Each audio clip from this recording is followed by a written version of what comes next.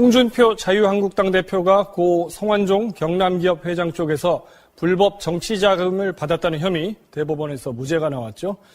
그런데요, 홍 대표 쪽이 그동안 주장했던 내용을 뒤엎는 영상이 발견됐습니다. 진실은 뭘까요? 홍준표 대표에게 진실을 물어봤습니다. 척당불기라는 액자가 2010년에 있었다는 영상이 발견이 됐거든요. MBC가 참 이상해졌네. 윤승모 부사장의 죽은 자가 남긴 메모와 돈을 줬다는 사람의 증언이 인정되지 않은 최종 선고에 대한 논란이 가라앉지 않은 상황에서 예상치 못한 영상의 발견으로 의혹은 쉽게 가라앉지 않을 걸로 보입니다.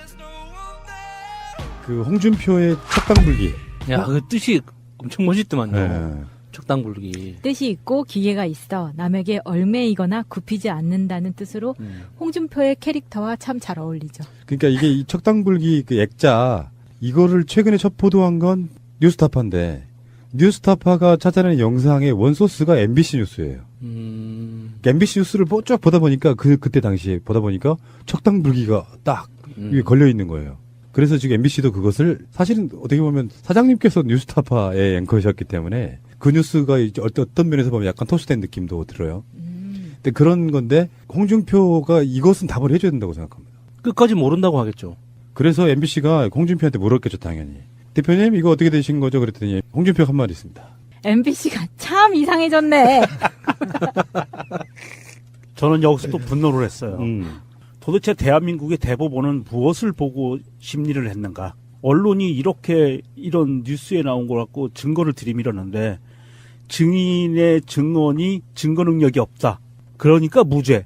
대법원의 판단은 이거거든요. 2심과 대법원의 판단이. 그러니까 이 영상이 나오기 전이에요, 판단은. 소위 대한민국의 대법원인데 본인들이 보기에 물론 이제 법에는 이 사람이 유죄라고 확신이 들지 않으면 무죄라는 그런 원칙은 있어요.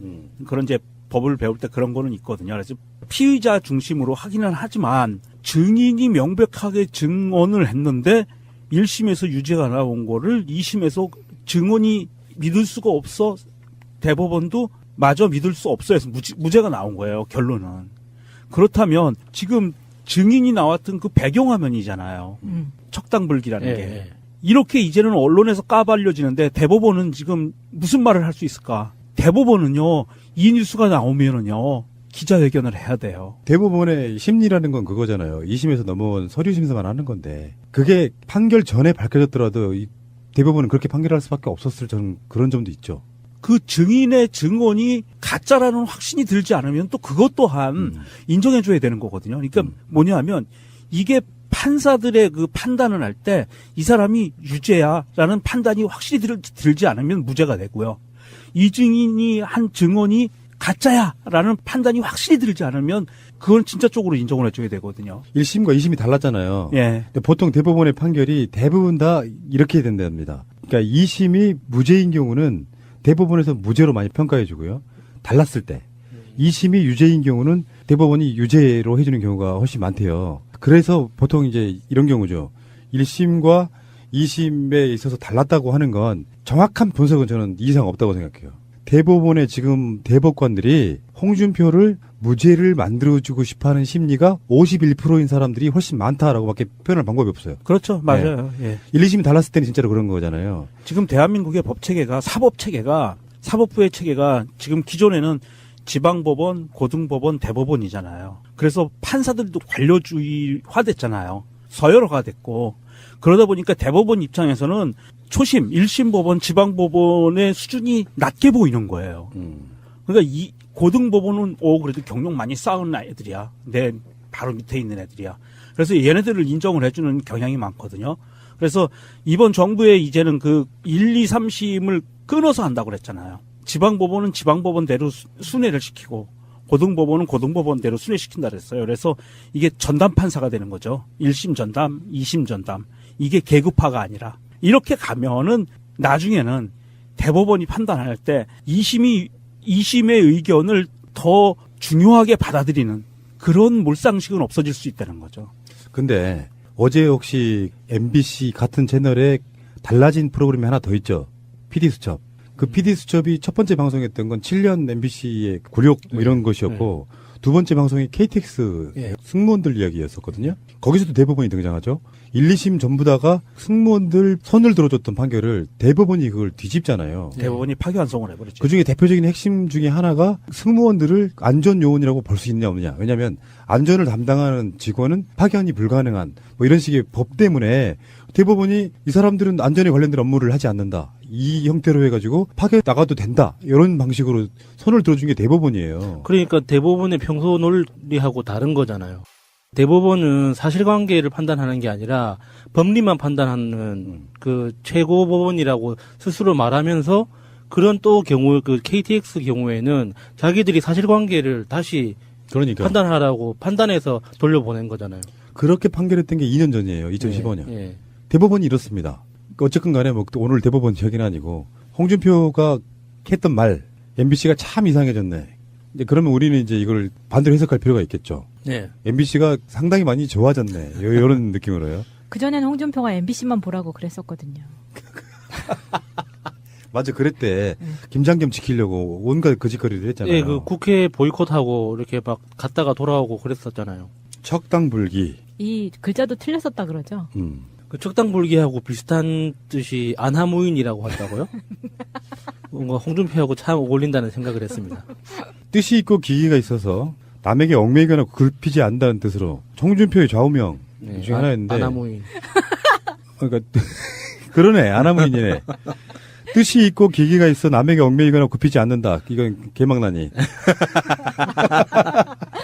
아무튼 민정수석님. 네. 질문. 그래서 결정적인 증거가 발견이 됐어요. 재심 청구할 수 있잖아요. 재심 청구할 수 있죠. 네. 재심은 사건을 뒤집을 만한 결정적인 증거가 있으면 또 할 수 있습니다. 새로운 증거가 밝혀지면 할 수 있는데 이게 또 적폐 중에 하나인 사법부가 이거를 결정적인 증거로 인정을 할 거냐 말 거냐. 걔네들이 안 하면 끝나는 거예요.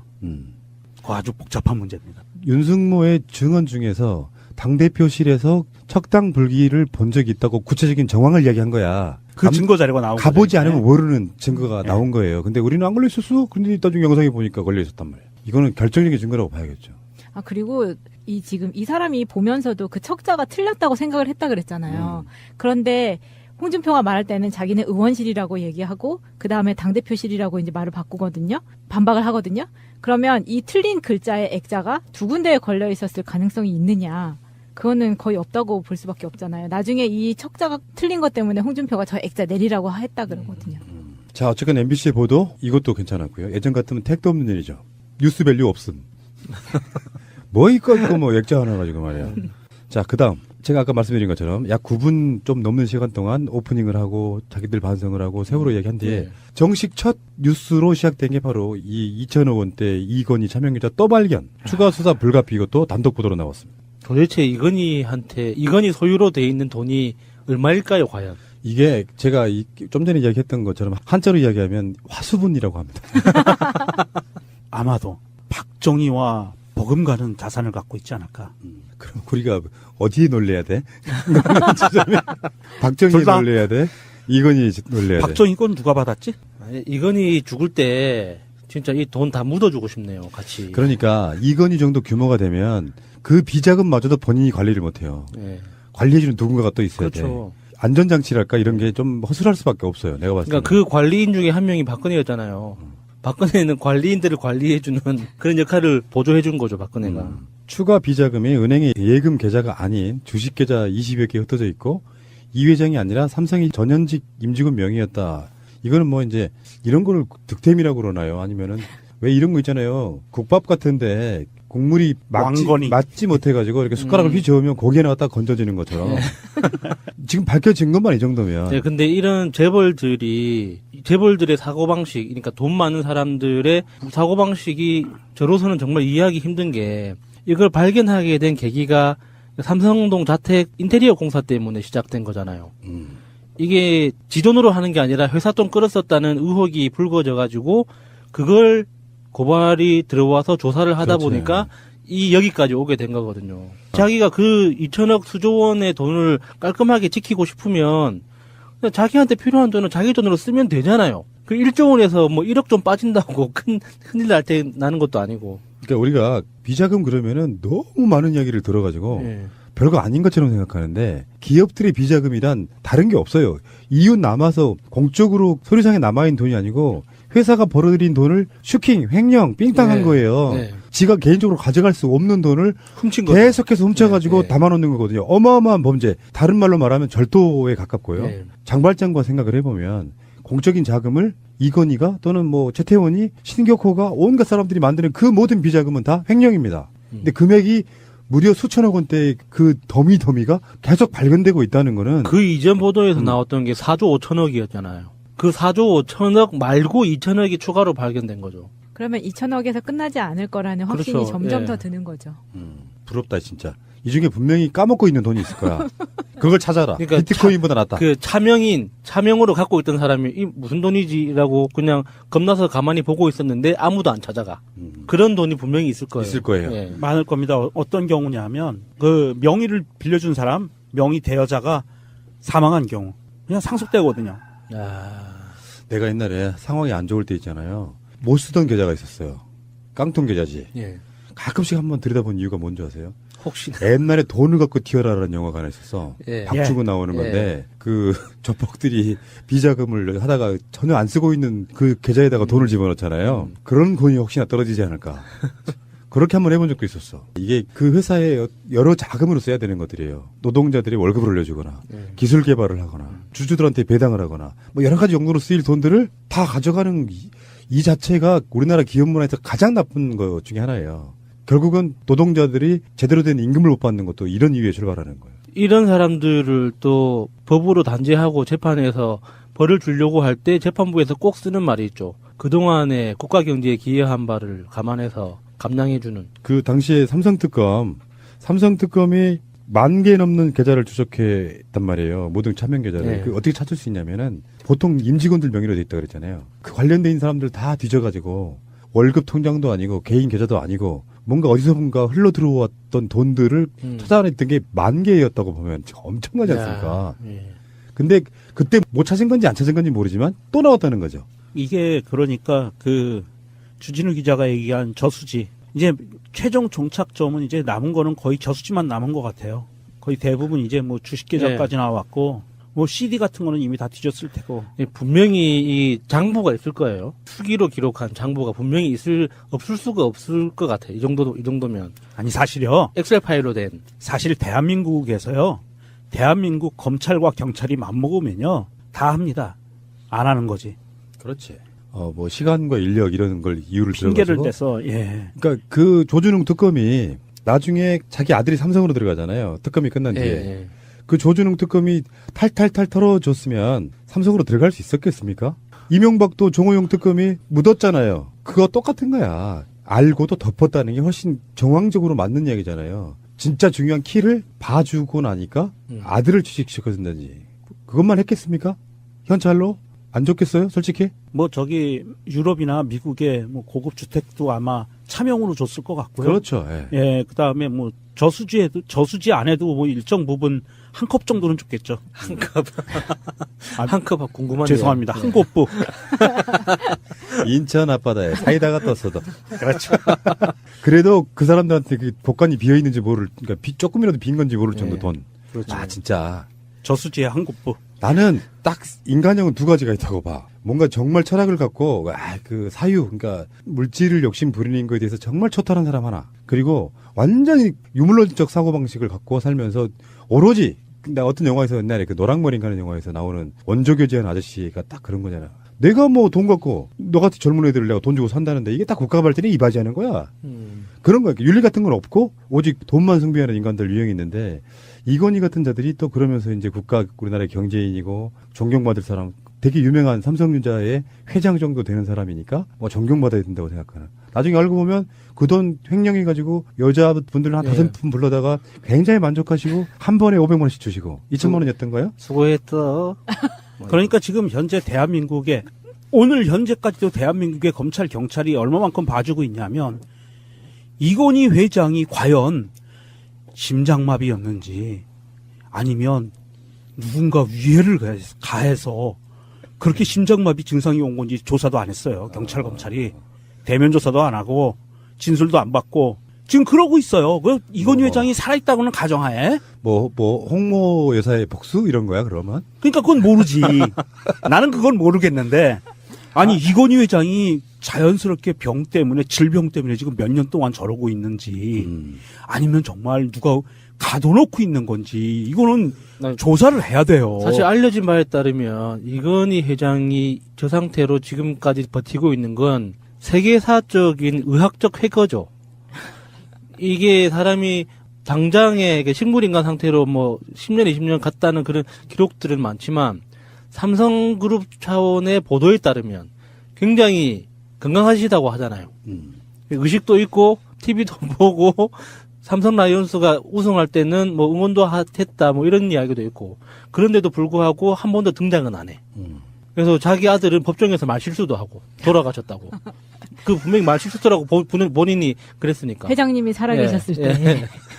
그러니까 이런 걸 모든 걸 종합하면 정말 지금 현재 이건희 회장은 세계사적으로 의학적인 굉장히 그 희귀한 표본이고 굉장한 쾌거를 이루고 있는 거예요. 지금 매일매일 기록을 쓰고 있는 거죠. 그래서 지금 경찰과 검찰은 정신 똑바로 차리고 이건희 씨를 이재용 씨가 재판 중이니까 지금이라도 이건희 씨의 그 건강 상태를 체크하고 조사를 좀 해서 혹시 주변에서 누군가 암수를 써서 해치려고 하는 그런 시도가 있었지 않았나를 이건희 씨한테 직접 진술을 받아야 돼요. 그러니까 검찰 경찰이 거기까지 가야 난 정신 차렸다고 봐요. 아직도 여전히 삼성이라는 거대 돈 권력, 자본 권력 앞에 검찰과 경찰 자체도 아직 자유롭지 못하다. 현재까지.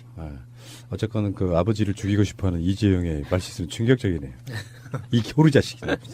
이것 말고도 굉장히 많은 보도를 했어요. 50분 동안 MBC가. 그래서 포털에서도 이제 기사 순위가 나오잖아요. MBC 기사들이 기사 랭킹 상위에 올라가는 뭐 이런 일이 있었고요. 많은 분들이 보고 싶어 했겠죠. 저도 오늘까지도 MBC 채널은 지워져 있습니다. 저 집에. 아예 안 봅니다. 그러니까 채널을 돌리면 채널이 7번, 9번 갔다가 바로 13번으로. 13번.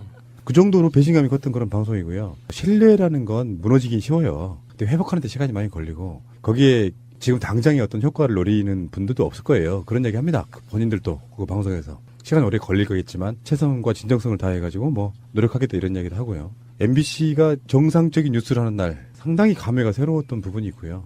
MBC가 보도를 해서 JTBC도 그렇고 나중에는 KBS도 그렇고 그 많은 언론들이 이제 진실 보도를 추구하게 되면 조중동은 더 찌그러들 수 있다 이렇게 말씀드리고 싶습니다. 예. 자, MBC 힘내란 말은 지금은 못하겠네요. 아니라 이렇게 가면은 나중에는 대법원이 판단할 때 2심의 의견을 더 중요하게 받아들이는 그런 몰상식은 없어질 수 있다는 거죠.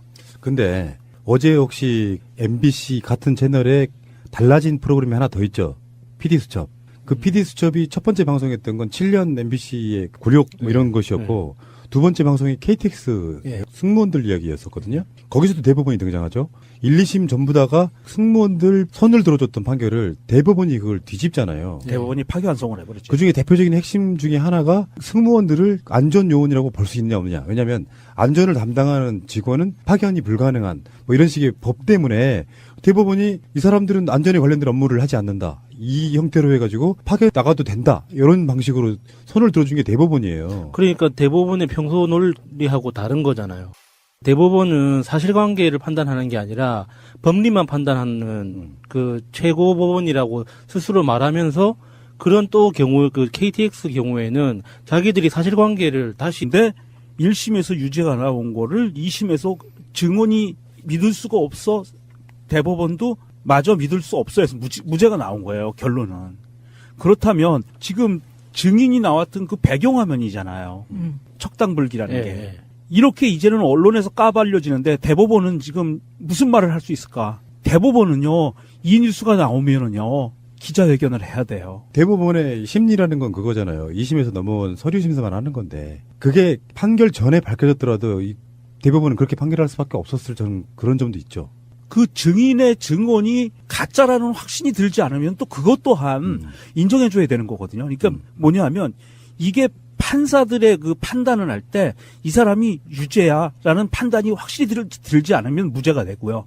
이 증인이 한 증언이 가짜야라는 판단이 확실히 들지 않으면 그건 진짜 쪽으로 인정을 해줘야 되거든요. 1심과 2심이 달랐잖아요. 예. 근데 보통 대법원의 판결이 대부분 다 이렇게 된답니다. 그러니까 2심이 무죄인 경우는 대법원에서 무죄로 많이 평가해 주고요. 달랐을 때 그때 당시에 보다 보니까 척당불기가 딱 위에 걸려 있는 거예요. 그래서 지금 MBC도 그것을 사실은 어떻게 보면 사장님께서 뉴스타파의 앵커셨기 때문에 그 뉴스가 이제 어떤 면에서 보면 약간 토스된 느낌도 들어요. 근데 그런 건데 홍준표가 이것은 답을 해줘야 된다고 생각합니다. 끝까지 모른다고 하겠죠. 그래서 MBC가 홍준표한테 물었겠죠, 당연히. 대표님 이거 어떻게 되신 거죠? 그랬더니 홍준표가 한 말이 있습니다. MBC가 참 이상해졌네. 저는 여기서 또 분노를 했어요. 도대체 대한민국의 대법원은 무엇을 보고 심리를 했는가? 언론이 이렇게 이런 뉴스에 나온 걸 갖고 증거를 들이밀었는데 증인의 증언이 증거 능력이 없다. 그러니까 무죄. 대법원의 판단은 이거거든요. 2심과 대법원의 판단이. 이 영상이 나오기 전이에요, 판단은. 소위 대한민국의 대법원인데 본인들이 보기에 물론 이제 법에는 이 사람이 유죄라고 확신이 들지 않으면 무죄라는 그런 원칙은 있어요. 그런 이제 법을 배울 때 그런 거는 있거든요. 그래서 피의자 중심으로 하기는 하지만 증인이 명백하게 증언을 했는 2심이 유죄인 경우는 대법원이 유죄로 해주는 경우가 훨씬 많대요. 그래서 보통 이제 이런 경우죠. 1심과 2심에 있어서 달랐다고 하는 건 정확한 분석은 저는 이상 없다고 생각해요.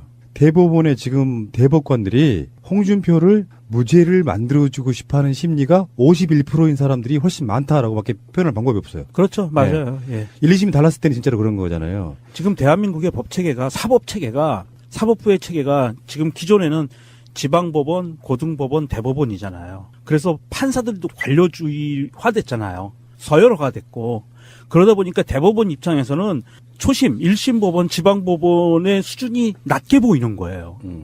그러니까 이 고등법원은 그래도 경력 많이 쌓은 애들이야. 내 바로 밑에 있는 애들이야. 그래서 얘네들을 인정을 해주는 경향이 많거든요. 그래서 이번 정부에 이제는 그 1, 2, 3심을 끊어서 한다고 그랬잖아요. 지방법원은 지방법원대로 순회를 시키고 고등법원은 고등법원대로 순회시킨다 그랬어요. 그래서 이게 전담 판사가 되는 거죠. 1심 전담, 2심 전담. 이게 계급화가. 홍준표 자유한국당 대표가 고 성완종 경남기업 회장 쪽에서 불법 정치자금을 받았다는 혐의 대법원에서 무죄가 나왔죠. 그런데요, 홍 대표 쪽이 그동안 주장했던 내용을 뒤엎는 영상이 발견됐습니다. 진실은 뭘까요? 홍준표 대표에게 진실을 물어봤습니다. 척당불기라는 액자가 2010년에 있었다는 영상이 발견이 됐거든요. MBC가 참 이상해졌네. 윤승모 부사장의 죽은 자가 남긴 메모와 돈을 줬다는 사람의 증언이 인정되지 않은 최종 선고에 대한 논란이 가라앉지 않은 상황에서 예상치 못한 영상의 발견으로 의혹은 쉽게 가라앉지 않을 걸로 보입니다. 그 홍준표의 척당불기. 야, 그 뜻이 엄청 멋있더만요. 네. 척당불기. 뜻이 있고 기계가 있어 남에게 얽매이거나 굽히지 않는다는 뜻으로 홍준표의 캐릭터와 참 잘 어울리죠. 그러니까 이게 이 척당불기 그 액자 이거를 최근에 첫 보도한 건 뉴스타파인데 뉴스타파가 찾아낸 영상의 원소스가 MBC 뉴스예요. MBC 뉴스를 쭉 보다 보니까 그